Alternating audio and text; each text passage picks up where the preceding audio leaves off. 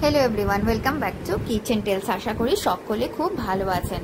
গণেশ চতুর্থী আসতে চলেছে, তাই বাপ্পার পছন্দের মোদক আর বাঙালিদের পছন্দের সরপুরিয়া মিলিয়ে আজকে দেখাচ্ছি সরপুরিয়া মোদকের রেসিপি, কেসার সরপুরিয়া মোদক, যে আসন্ন যে কোনো দিওয়ালি হোক, দুর্গাপুজো হোক, সমস্ত অকেশনের জন্য একদম পারফেক্ট একটা মিষ্টি। আর রেসিপি শুরুর আগে অনুরোধ রইল চ্যানেলটিকে সাবস্ক্রাইব করে দিতে, লাইক করে দিতে, শেয়ার করতে, কমেন্টস করতে। এবার আমি একটা পাত্রে নিয়ে নিচ্ছি 150 গ্রাম মালাই পনির। আপনারা বাড়িতে বানানো ছানা দিয়েও এটা করতে পারেন। এর সাথে সম পরিমাণ মানে 150 গ্রাম নিয়ে নিব আনসুইটেন্ড খোয়া। আপনারা খোয়া ক্ষীরও বাড়িতে বানিয়ে নিতে পারেন। এগুলোর রেসিপি আমি পরে শেয়ার করে দেবো।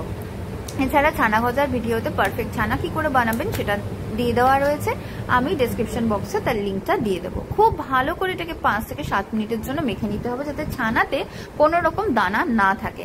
একদম যদি দানা না থাকে, মিহি হয়ে যায়, তবেই কিন্তু মিষ্টি ভীষণ সুস্বাদু হবে। বাপ্পাও খুশি হবে আর আপনার বাড়ির সকলেও কিন্তু খুশি হবে। আমার এই যে ছানা মাখাটা পুরো রেডি হয়ে গেছে। এবার একটা প্যানে দিয়ে দিলাম 1 চামচ ঘি। ঘি গরম হয়ে যাওয়ার পর দিয়ে দেবো ছানার খোয়ার মিশ্রণ। তার সাথেই দিয়ে দেবো 3 থেকে 4 টেবিল স্পুন বা আমি এখানে 1/8 কাপ দিলাম চিনি। এবার ভালো করে মিশ্রণটাকে নাড়তে হবে। 4 থেকে 5 মিনিট পর যখন ছানা মানে চিনি থেকে জল বেরোবে, সেই সময়তে দিয়ে দেবো বেশ কিছুটা মিল্ক পাউডার। মিল্ক পাউডার দিলে এর স্বাদ আরও বেশি বেড়ে যাবে, মিষ্টিটা রিচনেসও বেড়ে যাবে। তাই জন্য আমি এখানে দিয়ে দিচ্ছি 1/4 কাপ মিল্ক পাউডার। ভালো করে আরও মিশিয়ে নেবেন। আরও 2-3 মিনিট নাড়াচাড়া করার পর এর মধ্যে 1 চামচ দিয়ে দেবেন পেস্তা কুচি। আপনি ড্রাই ফ্রুটস যেটা খুশি দিতে পারেন, কাজুও দিতে পারেন, বাদামও দিতে পারেন। এবার ভালো করে মিশিয়ে নিয়েছি। 5 থেকে 7 মিনিট পর দেখুন আস্তে আস্তে প্যান থেকে এটা ছাড়তে শুরু করেছে। এই সময় দিয়ে দেবো মেন ইনগ্রেডিয়েন্ট হলো সর।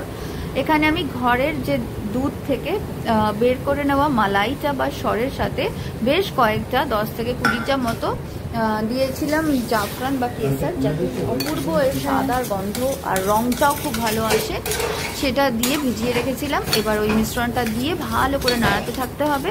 এবার যখন প্যান থেকে ছেড়ে আসতে শুরু করেছে, সেই সময় দিয়ে দিলাম ফ্লেভারের জন্য 1/4 টিস্পুন বা 1 চুটকি এলাচ পাউডার। ব্যাস, মিশ্রণ ছেড়ে এসেছে। এবার নামিয়ে নিয়ে এটাকে আমি 10 মিনিটের জন্য ঠান্ডা করে নিয়েছি। ঠান্ডা পুরোপুরি হবে না, তবে একদম গরম অবস্থায় তো শেপ করা যাবে না। আর ঠিক এই প্রসেস ফলো করে যদি আপনি মোদক মোল্ড ইউজ করে মিষ্টিটা বানান, তাহলে কিন্তু একদম পারফেক্ট শেপ আসবে।